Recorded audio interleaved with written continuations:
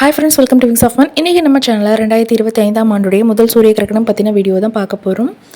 இந்த கிரகணமானது எந்த நேரத்தில் தொடங்கி எந்த நேரத்தில் முடிவடையுது, எந்த நேரத்தில் உச்சக்கட்ட நிலையில் இருக்கும், இந்தியாவில் இந்த கிரகணத்தை பார்க்க முடியுமா, நம்ம ஊர்லேருந்து இந்த கிரகணம் தெரியுமா, கர்ப்பிணி பெண்கள் இந்த கிரகணத்தப்போ என்ன விஷயங்கள் செய்யலாம் செய்யக்கூடாது, சாப்பிட்லாமா, தூங்கலாமா, தண்ணீர் குடிக்கலாமா, முக்கியமாக ஸ்கேன் எடுக்க போகலாமா, டெலிவரிக்கு போகலாமா, இந்த மாதிரி உங்களுக்கு நிறைய சந்தேகங்கள் இருக்கும். சந்தேகங்கள் எல்லாத்துக்குமே விடையாக இந்த வீடியோ இருக்கும். ஸோ வீடியோவை ஸ்கிப் பண்ணாமல் பாருங்கள்.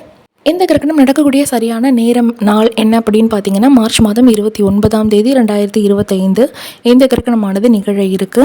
இந்திய நேரப்படி பார்த்தீங்கன்னா பிற்பகல் 2:20க்கு தொடங்கி மாலை 6:13க்கு முடிவடையுது. இந்த கிரகணம் உச்சக்கட்ட நிலையில் எப்போ இருக்கும் அப்படின்னு கேட்டிங்கன்னா, மாலை 4:17க்கு இந்த கிரகணமானது ரொம்பவே உச்சக்கட்ட நிலையில் பீக் ஸ்டேஜில் இருக்கும்.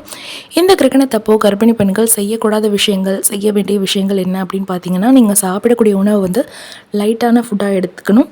Heavy food, oily food, non veg item இதெல்லாம் எடுக்க வேண்டாம். அந்த டைமில் ஜீரண சக்தி ரொம்பவே கம்மியாக இருக்கும். 2:20க்கு தொடங்குது அப்படிங்கும்போது நீங்கள் 1:30 மணிக்கெல்லாம் உங்களோட லஞ்சை கம்ப்ளீட் பண்ணுறது நல்ல விஷயம். அதுக்கப்புறம் நீங்கள் சாப்பிட்ணும் அப்படின்னா ஃப்ரூட்ஸ் எதுவும் முன்னாடியே கட் பண்ணி வச்சுக்கோங்க. ஏன்னா நம்ம கிரகண நேரத்தப்போ ரொம்பவே ஷார்ப்பான பொருட்களெல்லாம் ஹேண்டில் பண்ணக்கூடாது. ஈவன் கத்தி, கத்திரிக்கோள், அருவாள்மனை, நகவெட்டி, ஊசி இதெல்லாம் ஹேண்டில் பண்ண வேண்டாம் அப்படின்னு சொல்லுவோம். ஏன் அப்படின்னா அந்த டைமில் புவியீர்ப்பு சக்தியில் பயங்கர டிஃப்ரென்ஸ் இருக்கும். தவறுதலாக கை கட் பண்ணிக்கிறதுக்கு நிறைய வாய்ப்பு இருக்குது. ஸோ அதுக்கு தேவையான ஃப்ரூட்ஸ் நீங்கள் முன்னாடியே கட் பண்ணி வச்சுக்கோங்க. நிறைய பேருக்கு தண்ணீர் குடிக்கலாமா, தூங்கலாமா அப்படின்னு டவுட் இருக்குது. நீங்கள் தாராளமாக தூங்கலாம், தண்ணீர் குடிக்கலாம். தூங்கிட்டீங்க அப்படின்னா கிரகணத்தை பற்றின பயம் நம்மக்கிட்ட இருக்காது. தண்ணீர் குடிக்கிறத பொறுத்த வரைக்கும் நீங்கள் இளநீர், மோர், அப்புறம் ஜூஸ் இந்த மாதிரியான ஐட்டம் எல்லாம் குடிக்கலாம். அதாவது ஈவினிங்க்கு முன்னாடி ஒரு 4 மணிக்கு முன்னாடி இதெல்லாம் குடிச்சிக்கோங்க. அதுக்கப்புறம் தண்ணீர் மட்டும் குடிங்க. வெளியே போகலாமா அப்படின்னு கேட்டிங்கன்னா பிக் நோ தான் நான் சொல்லுவேன். ஏன்னா தேவையில்லாத விஷயங்களுக்கு நிறைய பேர் வெளியே சுற்றிட்டு இருப்பீங்க. முக்கியமாக ப்ரெக்னென்சி டைமில் அதை அவாய்ட் பண்ணுறது நல்லது. நம்ம இருக்கிறது கோடைக்காலம் அப்படிங்கும்போது ரொம்ப வெயிலாக இருக்குது. நார்மல் டேஸ்லேயே நம்மளால் அந்த வெயிலை ஹேண்டில் பண்ண முடியலை. அவ்வளோ வெயிலாக இருக்குது. மயக்கம் வர நிலையிலலாம் நிறைய கர்ப்பிணி பெண்கள் இருக்கீங்க. எங்கே போனாலும் நீங்கள் ஒரு குடை எடுத்துகிட்டு போங்க. முக்கியமாக அந்த குடை பிளாக் கலரில் இருக்க வேண்டாம். கருப்பு கலரில் தவிர்த்து மற்ற எந்த கலரில் வேணாலும் நீங்கள் லைட்டான கலரில் குடை எடுத்துக்கோங்க. தண்ணீர் பாட்டில் எப்போவுமே கையில் வச்சுக்கோங்க. இந்த 2 விஷயமும் நீங்கள் நார்மல் டேஸில் பண்ண வேண்டிய விஷயம். இதை ஏன் அப்படி நான் சொல்கிறேன்னா, சூரிய கதிர்கள் அன்னைக்கு ரொம்பவே வீரியமிக்கதாக பவர்ஃபுல்லாக இருக்கும். அதுலேருந்து நம்ம அவாய்ட் பண்ணிக்கணும் அப்படிங்கிறதுனால தான் இந்த விஷயங்கள். முக்கியமாக நீங்கள் அந்த டைமில் வெளியே போக வேண்டாம். உங்களுக்கு முக்கியமான தேவைகள் இருக்குது. டாக்டர் அன்றைக்கி கண்டிப்பாக பார்க்கணுன்னு சொல்லியிருக்காங்க, ஸ்கேன் சொல்லியிருக்காங்க, அல்லது டெலிவரி டேட் அன்றைக்கி தான் பெயின் வந்துருச்சு அப்படிங்கிற பட்சத்தில் நீங்கள் தாராளமாக உங்கள் வயிற்றை கிளாத் போட்டு கவர் பண்ணிவிட்டு போயிட்டு வரலாம். 2 வீலரில் போகிறத அவாய்ட் பண்ணிவிட்டு ஆட்டோலேயோ அல்லது கார்லேயோ நம்மளால் எதை அஃபோர்ட் பண்ண முடியுமோ அந்த டைமில் அதை யூஸ் பண்ணிக்கலாம். நம்மளால் 2 வீலரில் தான் போக முடியும் அப்படிங்கிற பட்சத்தில் நான் ஆல்ரெடி சொன்ன மாதிரி வயிற்றை நல்லா கவர் பண்ணிவிட்டு, கூட சொன்னேன் இல்லையா, வேறு ஏதாவது கலரில் கருப்பு அல்லது டார்க் நிறத்தை தவிர்த்து லைட்டான கலரில் உள்ள கொடையை யூஸ் பண்ணிவிட்டு நீங்கள் போயிட்டு வாங்க. அந்த டைமில் நமக்கு வரக்கூடிய பயம், பதட்டம் இதெல்லாம் போகணும் அப்படின்னா நமக்கு பிடிச்ச தெய்வத்தை வழிபடலாம், அல்லது பிடிச்ச புத்தகத்தை படிக்கலாம். நம்மளோட மைண்டு அந்த டைமில் ரொம்பவே நெகட்டிவாக இருக்கும்.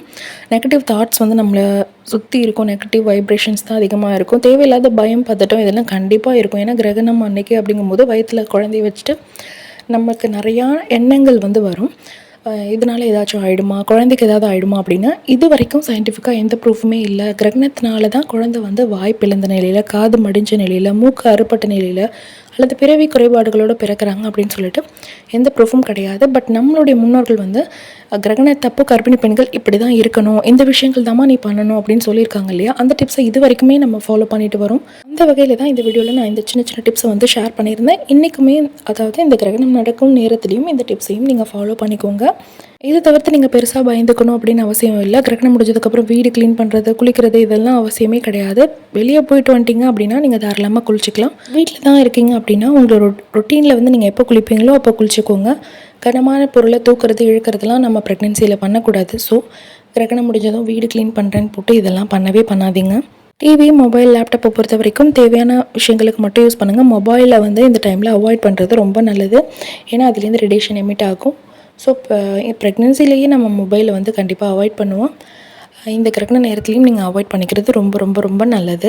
ஸோ அதை நீங்கள் ஃபாலோ பண்ணிக்கோங்க. எந்த ஒரு டிவைஸையும், எலக்ட்ரானிக் டிவைஸும் சுவிட்ச் ஆன் பண்ணும்போது கை ஈரம் இல்லாமல் பார்த்துக்கோங்க. இந்த வீடியோவில் நான் சொன்ன சின்ன சின்ன டிப்ஸை கண்டிப்பாக ஃபாலோ பண்ணிக்கோங்க. இதை தவிர்த்து நீங்கள் எதுக்குமே பயப்படணும் அப்படின்னு அவசியம் இல்லை. கண்டிப்பாக இந்த 4 மணி நேரம் ஈஸியாக கடந்து போயிடும். ஸோ இந்த வீடியோ உங்களுக்கு பிடிச்சிருந்துச்சு அப்படின்னா வீடியோவை லைக் பண்ணிவிட்டு நம்ம சேனலை மறக்காமல் சப்ஸ்கிரைப் பண்ணிக்கோங்க. தேங்க்யூ ஸோ மச் ஃபார் வாட்சிங்.